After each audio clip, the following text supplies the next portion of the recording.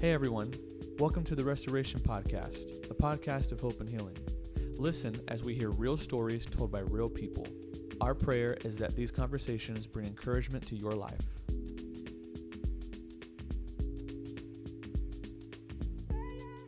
All right, hey, someone new in this chair today, or other voice you hear today if you're listening on Spotify or Apple.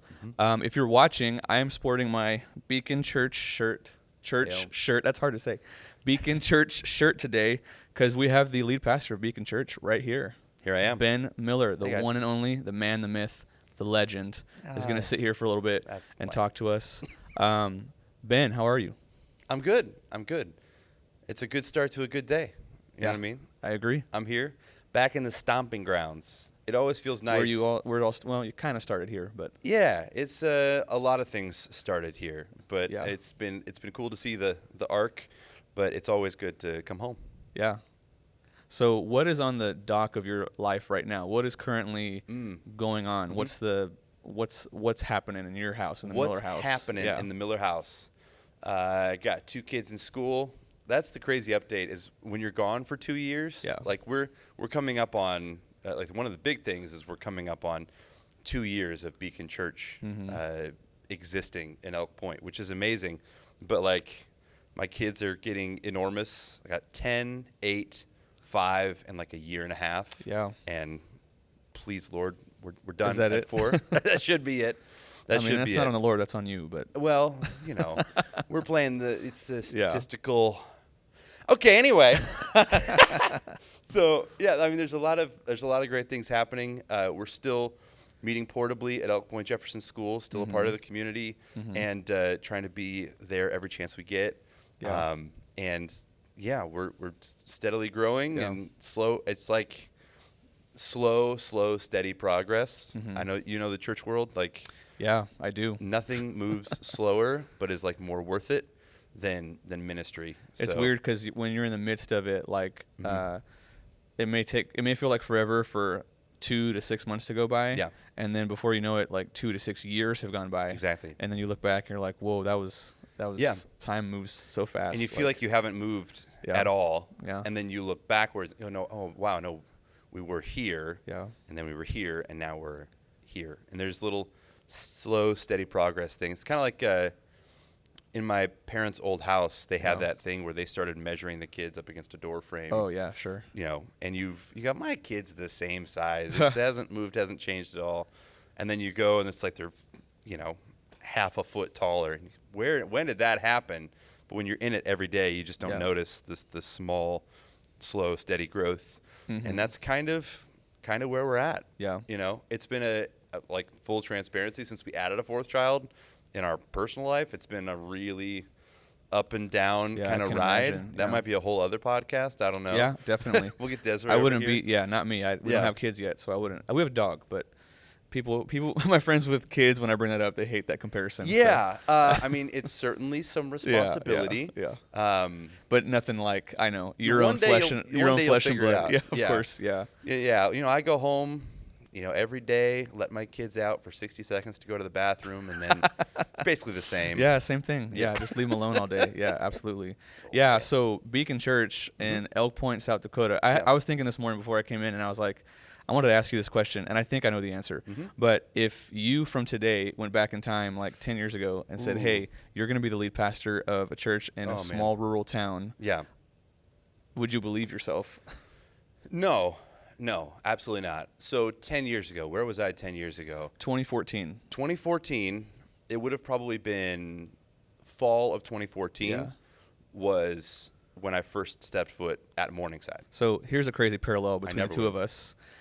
Spring of 2014 is the first time I stepped foot on Morningside Assembly of God as well. So you got we have that weird crossover in our timelines. Yeah, there's a multiverse somewhere where you're married to Tori and I'm the lead pastor in Elk Point somewhere. Yeah, I mean, you never know how it's gonna work out. Anyway, so back on like a Madam Web kind of multiverse thing. We're not going there. So 10 years ago, did you ever think you would have your own campus in a town that I'm assuming you had no connection to, correct? Zero. Okay. Zero. I mean, at that point, I had moved to Sioux City in 2004. So I lived there for 10 years, graduated from high school, had done some community college stuff, got married, had a child, went back to school. I started that process in like 2013, 2014. And it was a wild time in my life. But I knew in 2014 that I was either going to become like a legacy ministry thing and just follow my dad forever and just kind of be Your dad, who was a pastor my dad, for many years, for those who don't know. He's been in pastoral ministry for, I don't want to throw him under the bus, but more than 40 years. Sure. And I loved growing up in a pastor's home most of the time. There are some things that are great, some things that are terrible. Okay. But exactly. Another hour there? I was that's hours of therapy. Children. Anyway. Children of pastors. Children of the corn. So Continue. I was a pastor's kid of a guy who was a pastor's kid. There you go. So there is this whole generational thing that had played out, and Dad was a Southern Baptist preacher. Gramps was a Southern Baptist preacher. My grandpa's father-in-law was a Southern Baptist preacher. There's this long line of Southern Baptist preachers that I came from. And I knew that I could be a part of it, but I married this AG girl, and we were kind of this fledgling family where our daughter was born in 2013, and so we were just trying to figure out who are we as a family unit. That was kind of the whole crisis in 2014. When y'all first met, though, you and your wife, did you?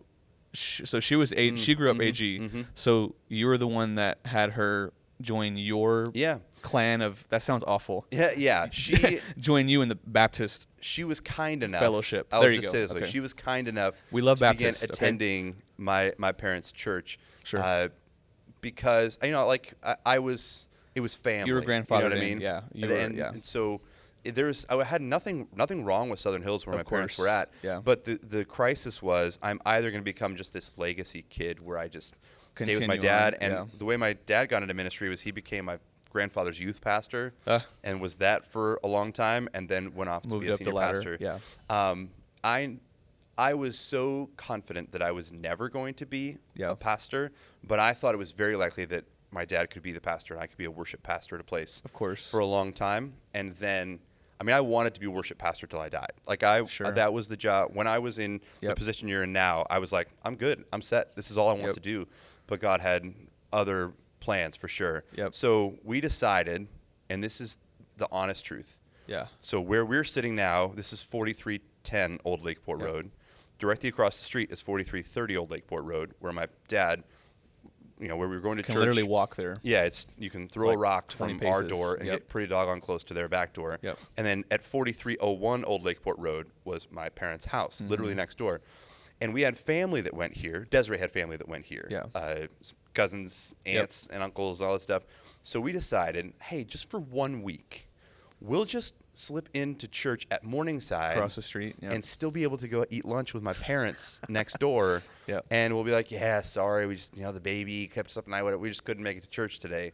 And so we did that for 1 week and never went back.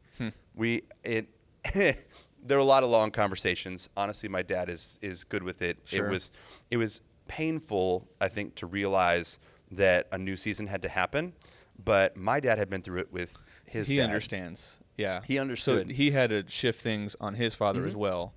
Now, still within the Baptist community, but it's very similar. Yeah. So he understood. The nice part about it is, if you put my dad in front of the AG 16 fundamental truths, he would sign off on 13 or 14 of them without even blinking. There are a couple sticking points where he, but as far as like the continuation of the gifts of the Holy Spirit, he's like, I'm all good with it. He said, I don't want to speak in tongues in church services because the way he reads Paul, he's like, I'd rather 1,000 words in this than 4 words in that. And he takes that really literally. And then as far as the other one would have been like free will versus predestination, which this won't be a theological podcast. That's another hour podcast. Yeah, that's been a centuries of debate.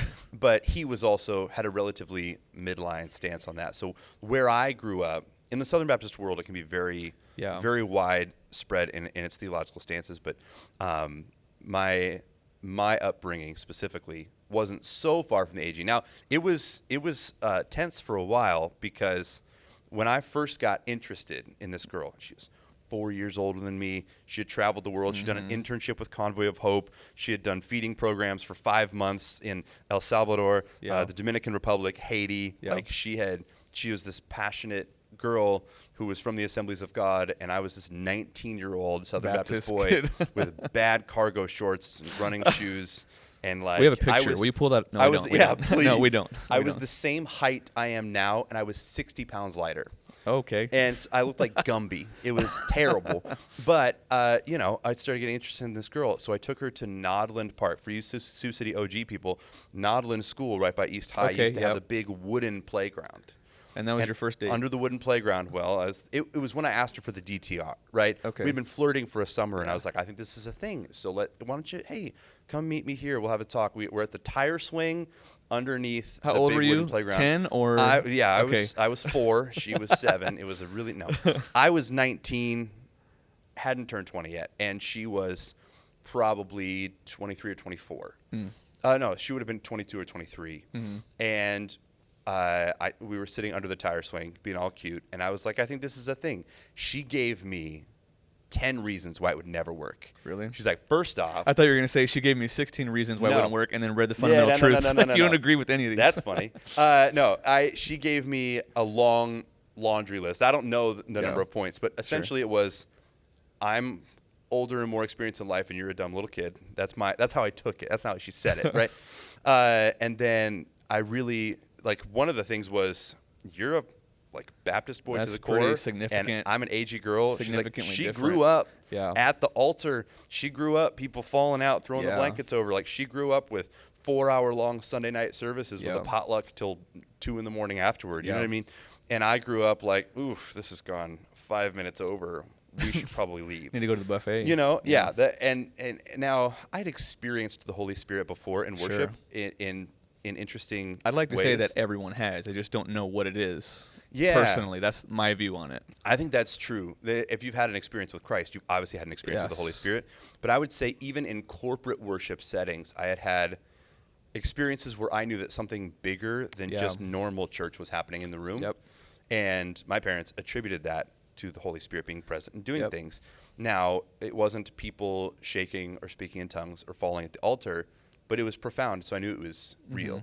And so the trip from there to there was not that big, but I had been leading worship at my parents' church, and kind of back to your original question of would I ever have seen myself here, like, absolutely not. Yeah. I picked up a guitar at 15. I'd been singing in choirs and stuff since I was 5. Yeah. Music was kind of the only thing in my life that I really loved consistently. Yep. So that was the only thing you could see you would do for a long period of time. Yeah, it's the only thing I had like any sort of skill set that you were able to do. in. Yeah. And you know how it is. I would have been 24. I thought I had it completely figured out. Yeah. I thought I was a fully formed, like perfect, like Michelangelo sculpture of a musician and would never get any better. I mean, that came crashing down. Like, the older I get, the more I realize I don't know. The more you look back then, yeah. Yeah, but I had been leading worship at my parents' church as kind of like the primary worship leader for a few years. Yep. And, man, if you want to be a really conflicted person, try being a spirit-filled, like, wanted to be a contemporary worship leader in a Southern Baptist church. Where, your parents' deacons are being like, these young kids, They were, honestly, most of them were very, very wonderful. Sure. But there were definitely moments where I'm like, I definitely operate this way, and this room kind of operates this way. And looking back, I can see it's the hand of the Lord kind of moving me and shaping me. Yeah, I was about to say that sometimes, I mean, when I stepped in here, I knew Pastor Bill. I'd gone to school with his son, he was the worship pastor at the time, and he's the current executive pastor here. And I knew people who played on the worship team, and I knew that I wanted to be on the worship team, but I also knew that they had a 6-month waiting period. So my journey essentially went from, like, around fall of 2014, started attending. 6-month waiting period. I hopped out, helped out in the booth, did some sound system stuff every now and again, and then they knew I played acoustic guitar, so once every couple weeks I would be up and I would just be an acoustic guitar player, and they put a mic in front of my face and said, hey, you can sing some harmonies, so sing harmony every now and again.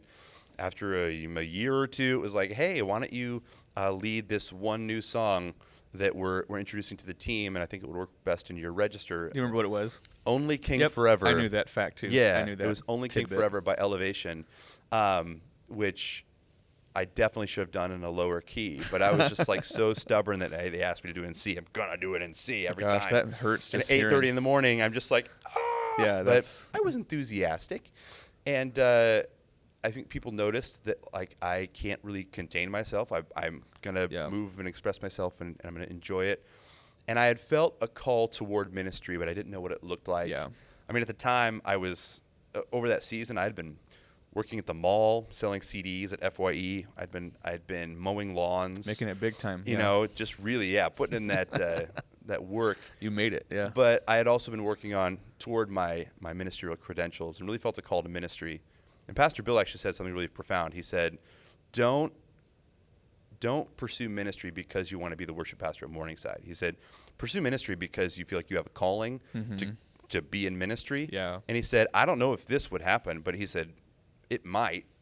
Yep. And sure enough, a couple years later, 2017, probably January of 2017, I get a random text, and Pastor Bill's like, "Hey, Johnny wants to meet with the two of us at Panera Bread at 8 a.m. on a Thursday." Interesting. And I was like, what did I say on the microphone? What did I do? I am toast. And then met with them. They're like, "Hey, we want you to bring you on part-time as our worship director until you finish your credentials, and then we'll bring you on full-time by the end of the year." Well, the situation changed almost immediately. I came on part-time in February, and by the time I was really there in March, I was full-time worship and tech, doing what you're doing now in March of 2017. So, you know, that just that arc right there, I was like, "Oh, cool, I've got my surprises out of the way. This is it. Yep. I'm done." This is like where I'm that's at. Yep. I've done all that I want to do. I had arrived honestly at like the job that I thought I would have my whole life for a long time. You know, I never imagined being worship pastor at a 10,000 person mega church. Sure. You know, I had dreams when I was a kid of like traveling the world and playing music and all that stuff. But I was like, no, settling down into a vibrant local church. And this is a large church by almost any church metric. You know what I mean? And even on the Assemblies of God standard, I believe the average attendance of the AG church nationwide is 100 or less than 100. Somewhere between 50 and 100. So on the AG scale, we're larger scale. Somewhere between 50 and 100 is like 80% of churches common, are typically in that ballpark. And anything over 200 is huge. Is really rare statistically. But so I was at a big church as a worship pastor. I'm at that point 27 years old, realizing I don't know everything anymore. And I thought, like, this is it. Yeah. I did it. I'm gonna be here, and this is the place that I'm gonna be for 25 years, and then I'll retire once I can no longer keep up with the music the kids are playing these days. I was ready for it. And then it would have probably been spring or summer of 2018. I'd been in the job 1 year. This is funny. Continue, and then I'm going to tell you why this is funny. There's serendipity. Is we having a moment here? Sort of. In summer of 2018, that was the moment when we were driving up to Sioux Falls for a doctor's appointment. We were driving south on I-29, and Pastor Johnny had laid out this vision for church planting and identified 3 cities along the I-29 corridor, one of which was Elk Point. And I was driving south on I-29. I looked over at Elk Point, which was kind of toward my passenger door, and out my driver's side door, and out the passenger door, the sun was setting, and my wife was right there. And I looked over there, and I just felt the Lord give me this kind of, what if I wanted you to be a part of planting that church? And at that point, it was be a part of, not like be the guy. And after a few miles before we got to Sioux City, I was like, what if God wants us to plant a church? And she was like, again, another 10 reasons why this is a terrible idea. We're this, we're that. I'm the least qualified person on our staff to go. Like, I just got my credentials. I'm a worship guy. I've never preached a day in my life. I, frankly, ran away from any sort of semblance of preaching or doing ministry in that sense. Like, I don't want to do it. And like the long series of surprises from 2014 to 2018 kept coming. Didn't stop until 2022. We launched. Said yes Beacon and went Church. for it. So the reason I point out it was funny is because I I can't quote this for sure, but it was around that time when a couple states away, completely separate from you, we weren't connected at that point, is when I started feeling the nudge of, hey, I was at least saying, Lord, I'm open to doing ministry. You know what I'm saying? And so I shared my story on this podcast before. You can go watch it. But I've done music my whole life as well, very similar to you. And I obviously didn't pursue ministry right away when I could. It just kind of, and it wasn't, and now I know why it wasn't meant to be. Right. The timeline wasn't lined up that way. But anyway, around that time is when I started in my personal time telling the Lord, like, if that's what you want me to do, I'll do it if the right door opens. And so it's kind of crazy how things line up, you know? And so your story is, to me, the epitome of lean not on your own understanding, completely. Because you're like, I made it. I'm going to be here for 50 years. Completely. And then plant a church is like, no, right? And we wrestled with that. Of course. Our own understanding part. We wrestled with it for a year. So spring, summer of 2018 is when God first puts the little seed of an idea.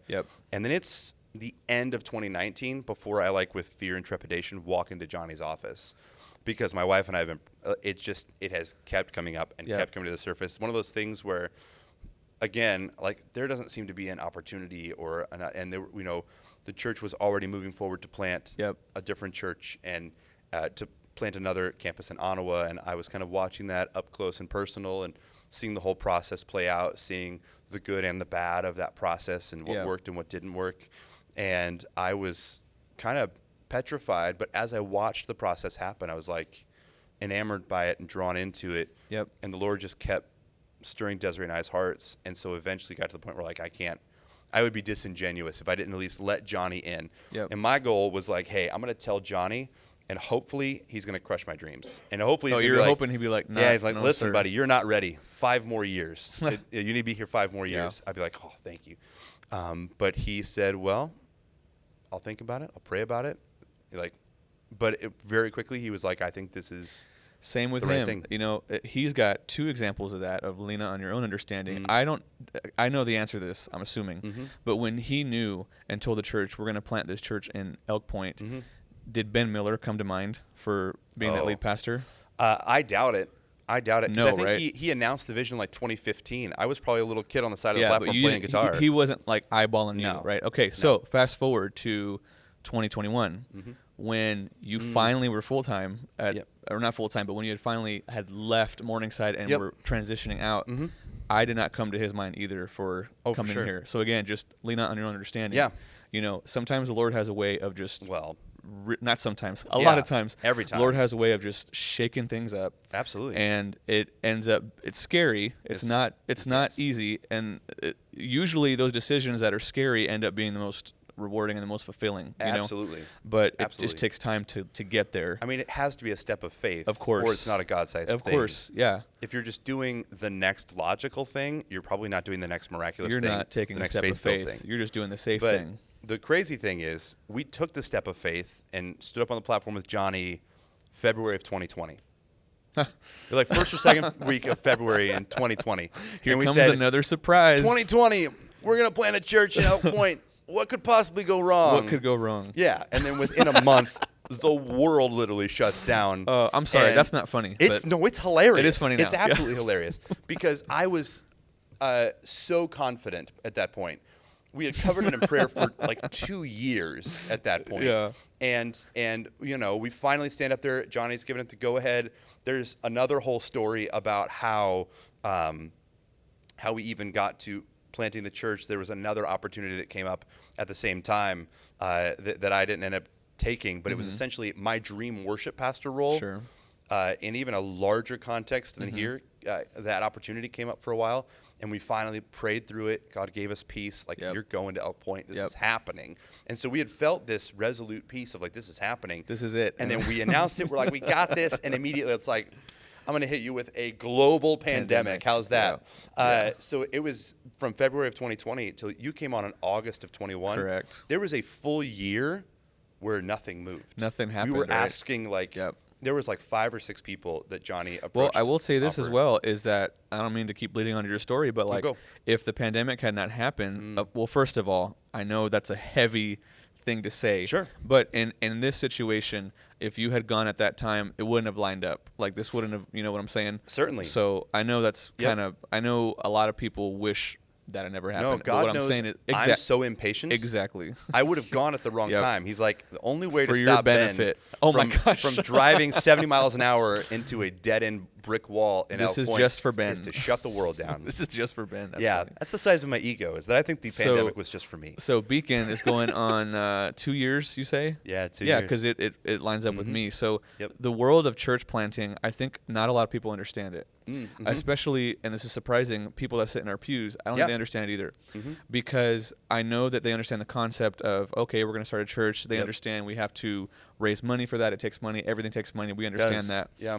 And I think, how do I word this? I think they understand all the anticipatory, Yeah. preparatory steps. Ah, sure. Okay? Mhm. They love, praying over you, and they still Yep. do. But Yep. once you go, it's like everything after they know little to nothing about. Yes. And you have firsthand experience. For sure. So what is that like? As soon as Yeah. as soon as your church you were established at for a Yeah. few years, that Yep. you met your future wife at and your future boss and the guy that's mentored you, Yeah. they pray over you, they prepare things for you, they raise money to help you, they Yeah. send you, which is all great. But as soon as you go, Yeah. what happens? It's a great question, and it's a little bit out of sight, out of mind, Of course. too, right? The in the church planting world, let's start here. There's kind of two separate ways or kinds of churches to plant at this point. Very popular right now is a thing called a second campus, where you're the same church, but you're just operating in Somewhere different else. cities, and that's a very common, popular thing. And usually in that model, then that person is still like you're still part of the same church, so that you'll even have like a video feed sometime. Right. There's like this constant overlap between the two. But this second campus model of like replicating yourself in a smaller city is not what we wanted to pursue. Right. We wanted to pursue a classic church plant where we are what's called a parent affiliated church, but we are our own autonomous organization. The goal is to be an autonomous church. I think that's a more classic model, certainly, maybe a more traditional model. But I mean, the interesting part is we did raise money. We did pray over me. I sent a team. I was in constant communication. But at some point, like, I just got to go. You have to go. You got to go. I mean, it's not unlike sending someone onto the mission field. Exactly. You know, you pray over them, you raise funds, they're in churches, they're doing this thing, and then eventually they just go. And at some point, they're in the far-flung Some mountains third of world Peru, country. Yep. and they're like, hey, sorry I haven't been in contact as much. Yep. I've been doing the work of the ministry in course. Peru. I'm only 35 miles up the road, but a similar thing kind of happens. We have church every Sunday morning. We gather together. We set up a whole church Saturday night. We have a church service, and then in about 45 minutes, we tear down an entire church, and we pack it away for a week. Yep. We have Bible study through the week. We are trying to get together in groups, and we're building and developing community. We're reaching out to our community as well, and planning a year's worth of calendar. I'm preaching sermons, doing all the things. I'm doing the work of the ministry, but it's in a different town, in a different place. So imagine everything that goes into putting this church service on. That's what we're now responsible for over here. Yeah. And so I wish that I could be coming back and doing a bunch of stuff and keeping everyone in the loop, but it's like I'm kind of busy on Sunday mornings. I got a thing going on, what I mean? And we want you to be busy. Yeah, that exactly. means that it's working and that Yep. doors are opening. And Yeah. it's funny because it's like all this build up, all the prayer, all the excitement, Yeah. and then it's basically you're on your own after that, so Yeah. to speak. Not people are still covering your prayer. We mention every so often, but Mhm. we're not there setting Yeah, up every Sunday. that's true. We're not there running service every Sunday. You know what I mean? Yep. So Well, the other beautiful part about the way that Morningside and Beacon are relating is that we are what's called a parent-affiliated church. Yeah. So we have a continued relationship, and we have a continued flow of resources that Morningside is providing to us. So, actually, this year, from 2023, was our second year in existence, and we ended the year financially in the black. Oh, nice. Like we moved forward financially, which for a tiny little church plant is super uncommon. But I credit that to, and that's not just Morningside funneling a bunch of money to us. you do continue to support. It's kind of like a missions project. So that's amazing. But I also have relationships here on the ground. I'm here at this church every Tuesday. I'm not here on Sundays. I can't be here Wednesday nights, but I'm here Tuesday. I'm in the room with the staff of this church every single week. And though I'm not able to rub shoulders with the congregation as much, the staff and especially the board of this church have a huge role. Yeah. So I'm not only in Morningside board meetings, like before we have a Morningside board meeting, the exact same board of elders that governs this church, we have a meeting for Beacon Church before that, because as a parent-affiliated church, the board of Morningside, it, by virtue of their office there, also serves on the board of Beacon. So all of the guys and gals that sit down and help guide and shape the future of this church, they're also sitting down with me once a month and guiding and shaping the future of Beacon Church. So, yeah, the average person in the pew just doesn't see it. They don't realize how much is happening in the background. But I have to credit and honor like a handful of people, certainly Pastor Johnny, for his helping to navigate through this whole thing and facilitate and saying yes and continuing to be a support. I meet with him one-on-one every single week. And I just talked to him about the nature of being the leader of an organization. And here's where I'm at. Here's where I'm wrestling with. And Johnny has, 30 years of pastoral ministry experience that he's also investing into me. So like that is obviously invaluable. Most rural church planters are completely lonely and isolated. Yeah, it's really difficult, especially if you're a person like you that grew up in the city, and then now all of a sudden let's throw you in an area that's nothing like what you're used to. Town of 2,000 you're folks. Responsible for connecting with the community. Correct. And starting a church from the ground up. Absolutely. And being faithful to that. That's really hard. I would say if I didn't have the resources and the relationships that I continue to foster here at Morningside, I don't think rural church planting would have been possible for me. Yeah. We would have gotten there because you go in thinking, oh, it's a small town. I've already done this in a big town. It must be even easier in a small town. That's another misconception. It's a total misconception. Yeah. Everything in a small town takes longer. Yes. You have to look someone in the eyes, shake their hand, know their name, know their kids and their pets' names before you're ever going to have vibrant ministry in that space. It's all about connection. But the bigger the city, a great Instagram page and a great Instagram page, a great website, and like a few really good pictures, and you're gonna have 1,000 people show up in Tampa. Yeah, you know that what I mean? won't work in a small town. It doesn't. You have to invest in relationships. Relationships take time. All ministry flows out of relationships, and all relationships take time because you have to build trust with the community. That's why I started subbing and working in the schools February, March of 2020 immediately, and we moved up there September of 2020. And I was commuting back and forth. We had our kids in the schools there. I was working there one day a week because they need to know your face.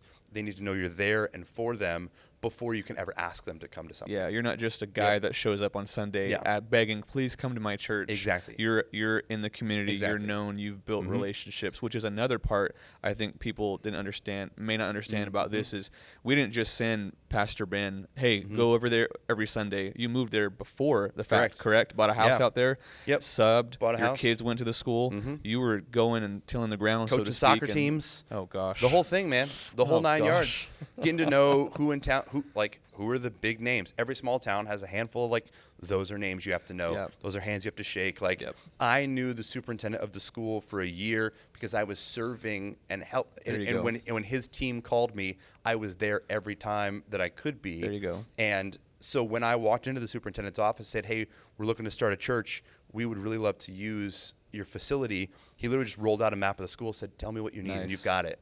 And we've been using it for free due to their facility use policy. So when you invest in that way on the front end, especially in rural ministry, you can reap outstanding rewards. But the thing that it does is it leaves a long limbo period. The runway for rural ministry is long. Like you said, everything takes more time in a rural setting.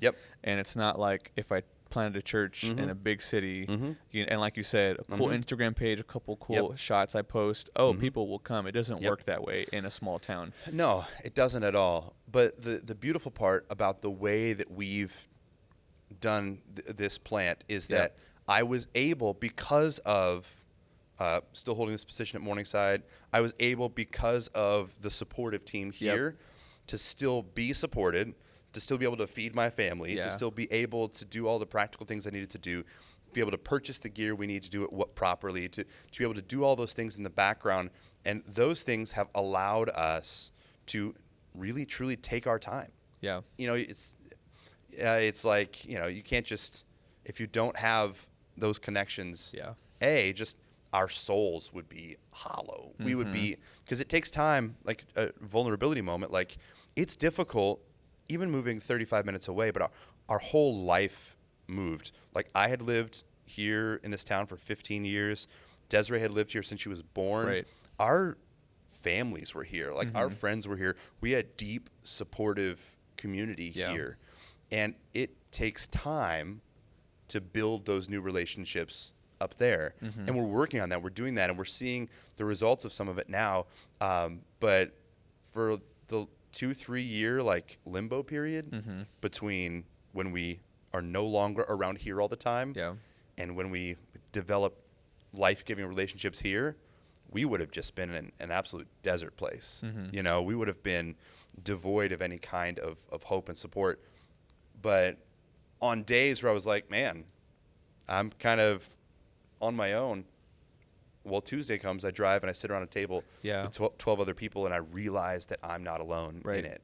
And and it's not about the money y'all raised, but the sending support financially is a sign that it's like a stamp of belief from all the people in this congregation that said, we believe you can do this. So in days when I'm sitting here going, I don't believe I can do this, I look back on the faithfulness of the people of Morningside to send us and the continued support that we've been shown in so many ways, and it gives me just a little ounce of hope. Like, well, I don't think I can do it today, but these people have placed their vote of confidence in me, and so I'm going to keep after it. Yeah. And that can't be underestimated, can't be quantified, and to the random person who's considering just moving to a rural town with no resources and no relationships like that, think twice. It better be a God-given calling. Because gosh. I don't know how I would have done it without this group here. Yeah. No, but it's exciting to hear the things happening and the plans that you have. I won't give any away because some are really early, but if those things come through, that's, again, all part of God's divine plan. But before we go here in a minute, I can't let you go without asking you about music, because we're music guys. So I asked you this. 75% of you, just log off now. It's going to be a freestyle jazz odyssey. I asked you this the last time we did a podcast like this in September, and your answer was not great. So let's see if it changes. I don't remember what my answer was. What has been your recent go-to music you've been listening to, or the last artist that you have pulled up on your Spotify? That's a good one. I was actually scrolling through last night and looking at a handful of things, and I've been really loving some older throwback stuff. Like? Oh, man. So my friends and I in SD Collective, the SD Collective is this just group of worship folks from all over South Dakota, spearheaded by my friend Mike Posgate in Brandon Valley. And I've had the chance to write with them and put some things out. We've been kind of working on some throwback fun stuff. So honestly, I will be listening to the things we're working on more than even now. The new How Great Thou Art, I'll drop that one though. Have you heard the How Great Thou Art with 40 different artists? No, who's? Oh my gosh, it's Matt Redman. It's a bunch of other takes people. The lead on it, but it's kind of a rewrite of How Great Thou Art. But I mean, everybody's on it. I think Naomi Rain's on it. There we go. Cody Carnes is on it. I think. Okay. Yeah. It's kind of breathing fresh life into How Great Thou Art. I love that one. Tons and tons of Brandon Lake is playing in our house. Constant Switchfoot is playing in our house. But that's nice. Let me see if I can pull up the one that we've been working through that Mike just sent me. One was a synth heavy remix of Better Is One Day. Oh my gosh. Is there a place you can hear SD Collective music? Spotify, Apple, YouTube. We'll put a link in the description. You should. So that people can listen. One thing we finished that's already out, that's along the same vein as what he's doing with Better Is One Day, is we did a version of Shout to the Lord. Yeah, you shared that one with me. It started as a joke, I swear. Very but Stranger Things-esque. And yes, it starts with that. Oh, here we go. it sounds like an Spotify. 80s montage. You know. It starts off with a total. You sent that, and I was like, what is this? Yeah. and then it opens up a beautiful art, crazy relines. It is pretty cool. It's incredible. Yeah. The thing I love about the SD Collective stuff that I'm doing and working on is, I mean, we're always writing, but I get to be creative with people who, like South Dakota is like little pockets of population with vast space in between. So the worship friends that I've gotten from our district fellowships, we're just separated. Some of them are in Rapid City, 8 hours away. And so, or 7 hours away, I suppose. But to be able to hop on Zoom calls with these people once every couple months, to be able to write with them, to be able to have a Google Drive where we're just throwing ideas back and forth, to be able to just be creative in a space with other creative people is amazing. And so that has honestly been, I'll go listen to drafts of song ideas. I won't play those here. I wouldn't betray the trust of my friends to just like play random song ideas and like literally just us sitting in the corner of a room singing out of tune with a little idea of a song. But so you've been jamming into oldies lately. But yes, we're definitely in. There's this whole text thread of like, what if we could make Days of Elijah relevant for Gen Z? Oh my gosh. You know what I mean? Oh my gosh. Like, I feel like there's a way to do it. And well, like, that's the funny version of it. But I think there's such a rich catalog for the church that that has been built up, and it needs to be able to be kind of represented. I agree. I'm totally team. classics with a facelift, so to speak. Yeah, I know that's kind of a really weird way to word it, but and that's really gaining popularity right now. Yeah. Is hymns being revamped, or hymn as a bridge or a tag of something, and I like that. Well, it keeps the heritage alive. And I grew up in a very conservative, more traditional church that sang those, and it's nice to see them make a comeback. Well, I think we've established that. I grew up in a very traditional church saying those. I remember the first time we had a drum kit in there. That poor guy, I don't think we weren't like that. He went doo-doo on a tom, and people were like, whoa, settle down. We don't need any fills. But I think music is a cultural expression, right? And I think the thing that we've had happen in the church is we have tried to cryogenically freeze the musical culture of the church and say these hymns should exist in this form. And if you look at the history of music, that's just never going to be what it should, how it should operate. As the culture of the world grows and changes, the expression of those cultural things is going to change. So you're going to have the way we sing songs, it's going to change a little bit. You can have the same song, the same lyrics, the same melody lines, but they just the expression, the delivery vehicle might change a little bit. Chord structures might shift here and there. The guitar may do. We got to have you back and do talk an hour just on music, but that's what we've got time for today. Thanks for sharing your heart. Of course. We do have to have you back, definitely. I'm around. It'll be awesome. As I have established. Thanks for giving us your time. I know you're busy, so no, it's all we'll good. see you guys on the next episode. Thanks for listening, and be sure to follow Restoration Podcast on Spotify and Apple. If you're watching on YouTube, please like, comment, and subscribe.